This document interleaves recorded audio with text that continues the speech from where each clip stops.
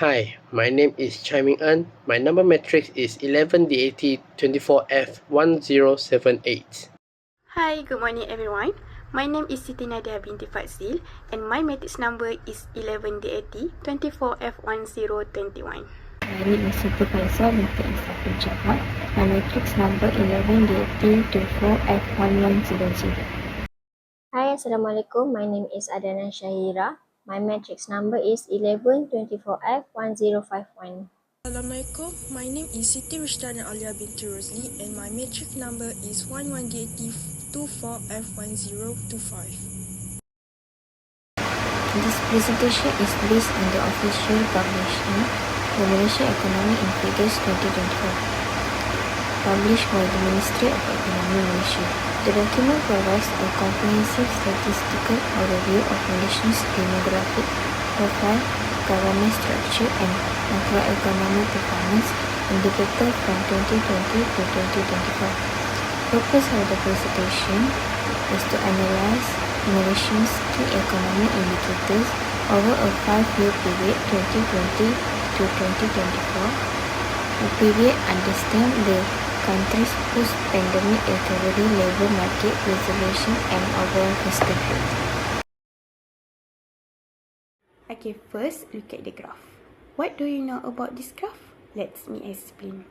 Okay, the graph is line graph. This graph shows the financial performance of the federal government from 1919 to 2024.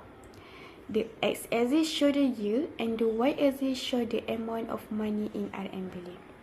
So, you guys see the graph. There are 4 many items. First, green dash line. It is revenue. Light blue line, it is operating expenditure. Yellow line, it is development expenditure. And last, orange part, below zero, it is overall balance. Okay, when you see, revenue show an increased trend from year to year, especially after 2021. Operating expenditure also increased significantly as the government spent more on civil servant salaries, pension and public service. Development expenditure increased to finance development projects such as infrastructure, education and health. Despite the increase in government revenue, the overall balance graph is still below zero, indicating that the government is still experiencing a budget deficit. But the deficit in 2024 is small than in previous year. Let's continue with next graph. What you see in the graph? Do you know what title this graph? Okay, this graph is subdivided bar graph. This graph shows the breakdown of government operating expenses by category from 1919 to 2024. Same with graph before this. The x-axis shows the year and the y-axis shows the amount of money in RM billion. Look at the largest portion is emoluments, which are salaries and allowance for civil servants.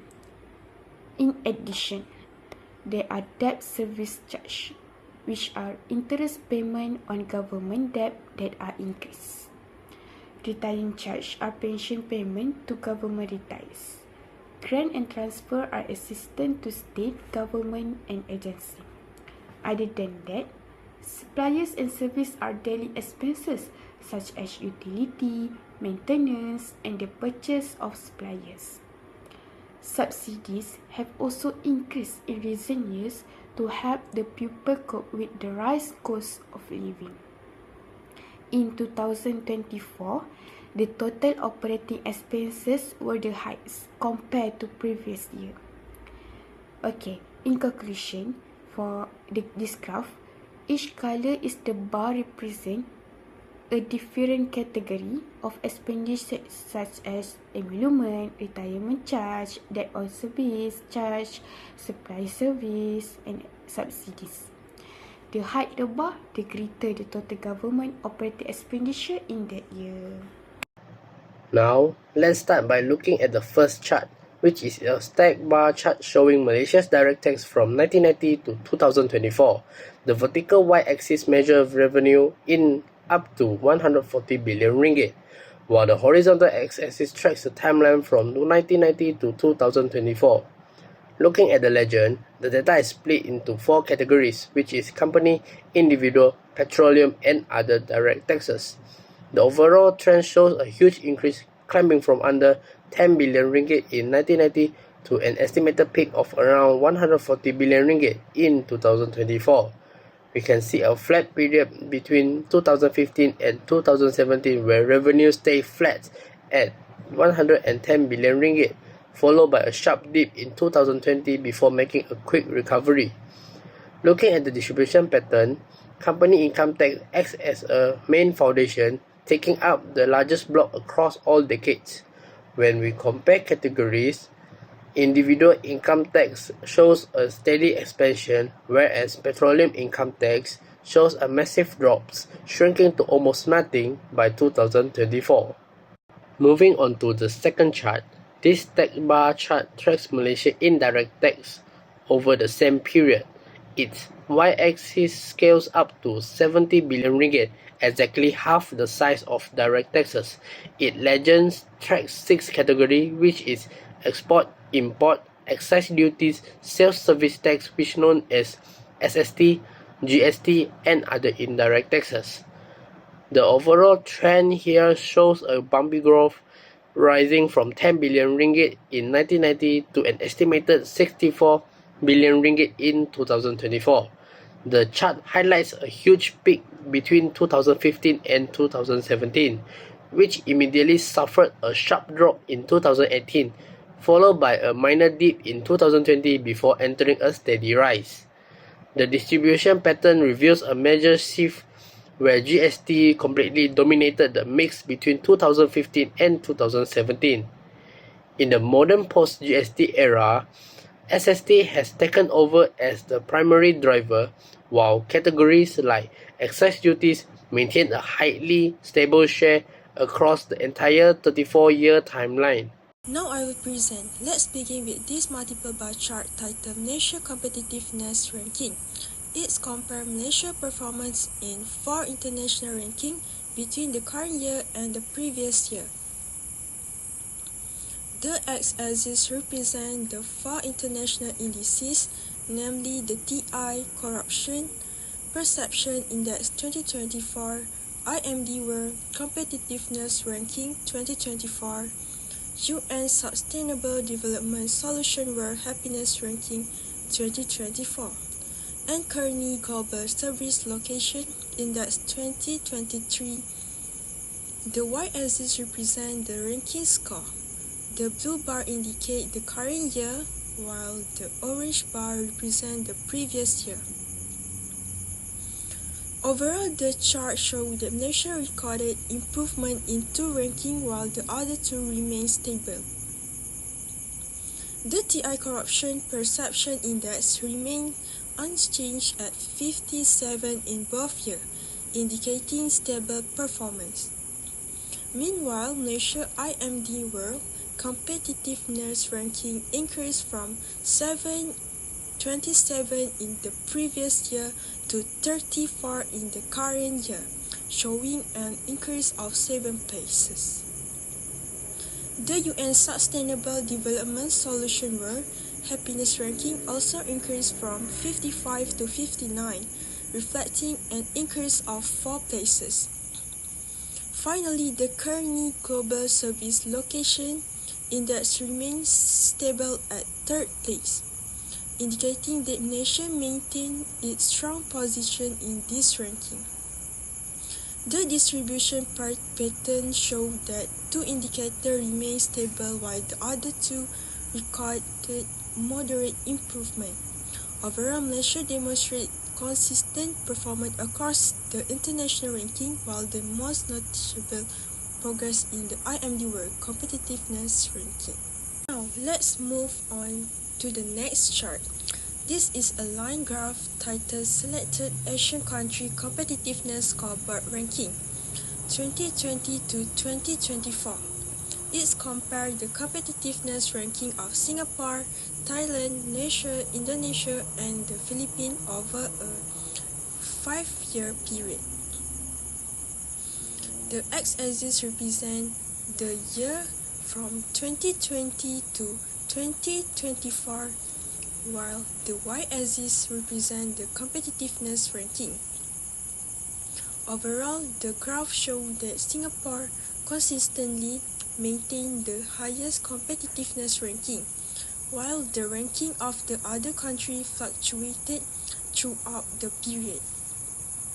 Singapore remained in first place from 2020 to 2024 with only slight fluctuation, demonstrating strong and stable competitiveness. Malaysia ranking fluctuated over the 5-year. It improved slightly from around 27th place in 2020 to 25th place in 2021, declined to around 32nd place in 2022, recovered in 2023 and then fell again to approximately 34th place in 2024. Thailand also experienced fluctuation but showed an overall improvement. After dropping to around 33rd place in 2022, its ranking improved steadily and reached approximately 25th place in 2024, surpassing Malaysia. Indonesia recorded the most significant improvement among the selected countries. Its ranking declined to around 44th place in 2022 before improving sharply to approximately 27th place in 2024, moving ahead of Malaysia. In contrast, the Philippines consistently recorded the lower ranking throughout the 5-year period, although its ranking fluctuated slightly and remained around 52nd place in above 2023 and 2024. Today I will present the graph titled Real GDP Growth from 2000 to 2024. This is a line graph because it uses lines to show changes in GDP growth over time. The graph compares three groups: Malaysia for orange line, world blue line, emerging market, developing economies in yellow line. The x-axis shows the years from 2000 to 2024, while the y-axis shows the annual GDP growth rate in percentage. Overall, the graph shows that Malaysia's GDP growth fluctuates throughout the period. Malaysia generally records higher growth than the world's average, but it also experienced larger decreases during economic crises. From 2000 to 2007, Malaysia's GDP growth remained relatively high and stable, ranging between about 4% to 8%. In 2009, Malaysia's GDP growth decreased sharply and became negative due to the global financial crisis. However, in 2010, the growth rate increased significantly, showing a strong economic recovery. Between 2011 and 2019, Malaysia's GDP growth continued at a moderate level with some fluctuations.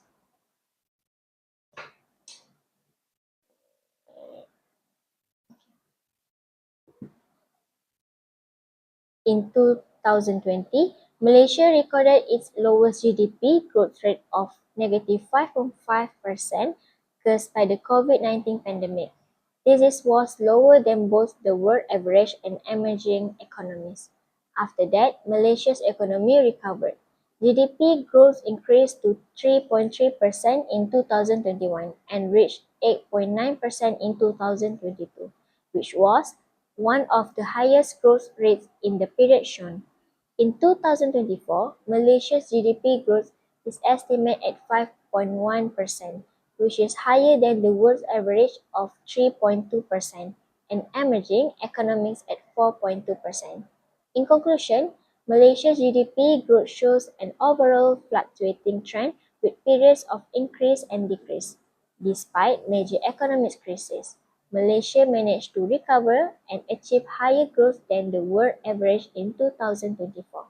Next, I will present the graph titled Inflation Rate from 2000 to 2024.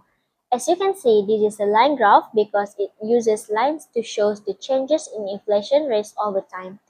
The graph compares three groups: Malaysia for orange line, world for blue lines, emerging market and developing economies for yellow line. The x-axis shows the years from 2000 to 2024, while the y-axis shows the annual inflation rate in percentage. Overall, the graph shows that the inflation rates fluctuate over the years. Malaysia generally has a lower inflation rate than the world and emerging market and developing economies.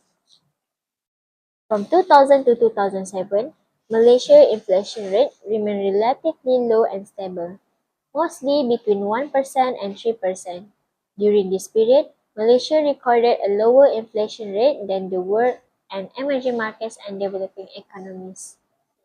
In 2008, Malaysia's inflation rate increased sharply to around 5.4%, which was the highest inflation rate during the period. After that, it decreased significantly in 2009. Between 2010 to 2019, Malaysia's inflation rate fluctuated between 1% and 4% without major changes. In 2020, Malaysia recorded the lowest inflation rate of negative 1.2%, mainly due to the COVID-19 pandemic, reduced consumer demand, and lower oil prices. After 2020, the inflation rate increased again. It reached 3.4% in 2022 before increasing to 2.5% in 2023 and an estimate 1.8% in 2024. Compared with the other two groups, Malaysia's inflation rate in 2024 is lower than the world and emerging market and developing economies. In conclusion, Malaysia's inflation rate shows the fluctuate trend, but it remains lower than the world and emerging market and developing economies for the most of the period. The purpose of this presentation is to examine the diversification of Malaysia's import in 2024 to understand how our trade structure views domestic industry group. As we look at the chart on the slide, we are analyzing a pie chart representing a total import value of 1,371 billion. The data highlights a highly production-driven import trend. By far, the largest share belongs to intermediate goods at 55%, showing that more than half of our imports are raw material destined for local factories. This is followed by imports for re-imports at 21%. Combined, over 3/4 of our import volume directly supports manufacturing and global supply chain integration. In contrast, capital goods make up 12%, reflecting steady investment in new machinery, while consumption goods stand at just 9%, indicating a remarkably low reliance on imported consumer products. Others account for the remaining 3%. In conclusion, this distribution demonstrates that Malaysia's import economy is heavily structured toward value-adding production rather than retail consumption. Next, we are analyzing a monumental total export value of 1,507 billion segmented across 7 distinct industrial and resources sectors. The dominant overriding trend is a massive share of manufactured goods, which command an overwhelming 85.5% of the entire chart. In comparison, commodities show a very minor footprint, with oil and gas at 5.8% and palm oil at 5.3%, while agriculture and manufacturing like rubber and linseed were below 1%. In conclusion, these distribution patterns prove that our export economy is no longer resource dependent, but is instead powerfully driven by high-value manufacturing. In conclusion, the graph shows that Malaysia has made positive economic progress over the year. The country has improved in areas such as competitiveness, tax revenue, trade, and government finances. The most significant observation is that Malaysia's economy has become more diversified and resilient, although there is still room to strengthen its competitiveness. Okay guys, that's all from us. Thank you.